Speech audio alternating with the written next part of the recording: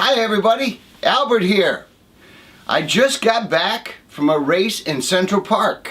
This week's vlog is going to be about running. Yes, I know I did it last year too, but this is going to be a little bit different. I'm not going to take you on the run with me. I'm just going to talk to you about running and my history with running.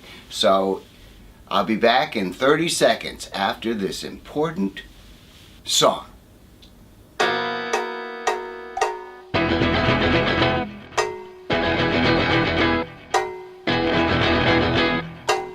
You've heard of more cowbell.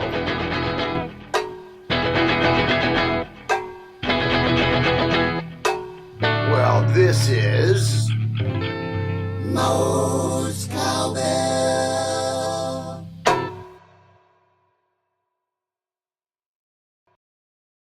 Alright folks, so I love to run. I've been doing it for many years. I have to blame my colleague and co-writer, co-conspirator Tommy Morangello for getting me involved in this. I was in California in 1983, right before we were about to start the MoCoS2E8 record, and he said, you know what would cheer you up? Because I was in a bad mood. I was really afraid that it wasn't going to happen, and I was kind of feeling bad about not playing with BOC. He said, let's go for a run. I said, oh, really? That's going to cheer me up? I think that's going to make me miserable. So we went for a run. I think I ran 1 block. And I said, okay, that's enough, man. I've had enough. Let's go back and do some blow. Just kidding, kids. But I kept at it. You know, the next day we ran a little bit more, and then this was in California, and I was staying at Joey Sarasano's house. We were going to try and write some songs and maybe do some work together. We got back to New York, actually New Jersey, and he said, you know what you need? You need some running shoes. So he took me to a store and I tried out a whole bunch. I got some Sauconys. I started running like every day and really enjoying it. I don't know, like I didn't have to get high. It made me feel like already energized, and it was a wonderful thing. So it's something I've done for the past bunch of years. I took a break when I was getting my master's degree. I was actually getting 2 master's degrees. I simply did not have time to run. And it doesn't take much to run. You just have to, you know, you can do it in a half an hour. You can go out for a little run. You don't need any equipment other than some proper shoes and maybe some shorts, and that's about it. But I've had breaks in my running career. I ran about 9 marathons, I think, 9 New York marathons, and I ran an ultra marathon. I ran the Knickerbocker 60K. One year I did 37 races, so that was a lot. In 2008, I tore my meniscus on my left knee while I was skiing, and so I didn't run for 2 years. And then in 2010, I started running again, but I didn't really get that deep into it. I was very busy. I had a lot of different things going on. I think the Blue Coupe was making a record. It was a lot of different things. I didn't have any time.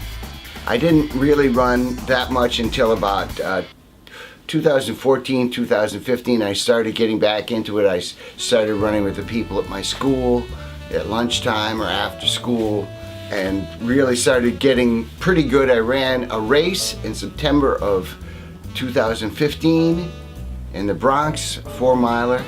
Was my last race before today.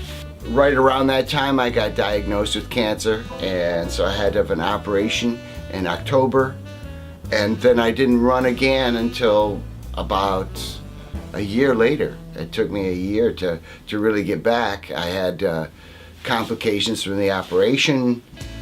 Then I was just like trying to get everything else in my life back together, you know, starting to do more music and stuff.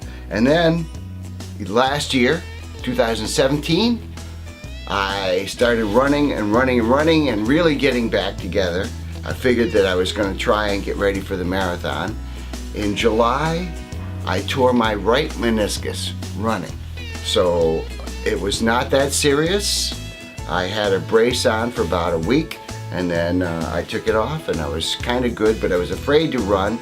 I didn't really run until this past January I started running.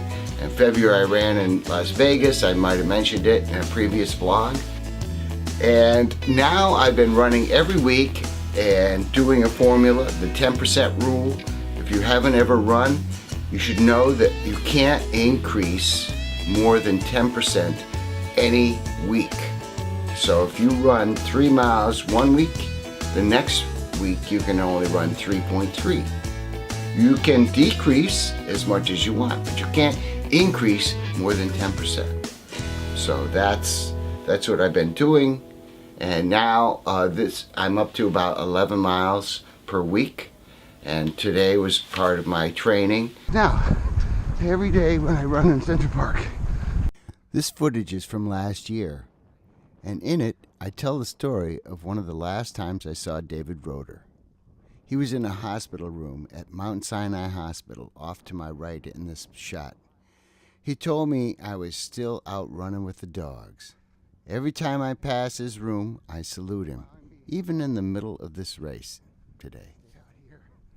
The world was getting me down.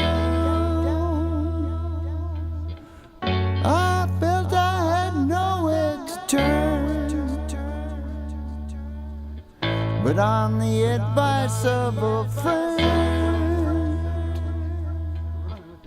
there was some joy I could learn, and I'm still running with the dogs. I can still run with the dogs.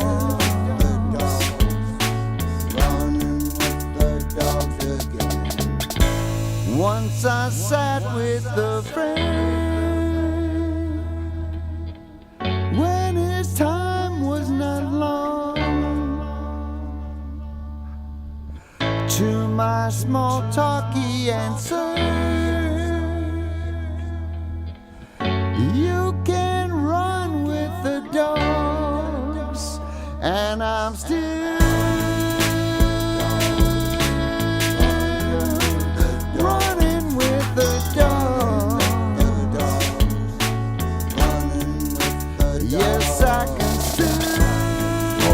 I ran a race. I think I did it in around 43 minutes. I will get my results after I finish recording this. I'm going to go on my computer and see what I have there.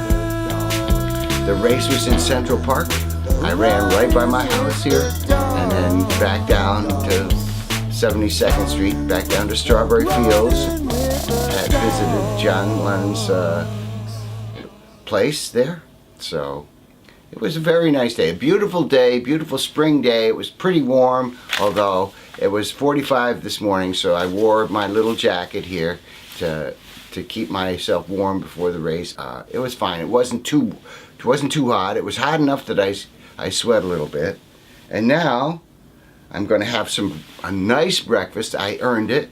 And then I'm going to take either a shower or a bath, and then I have to go to Blue Coop practice. So that I'll be doing that later today, and maybe filming some more 360 on their way. Anyway, thanks for watching. I'll see you later. Running with the dog.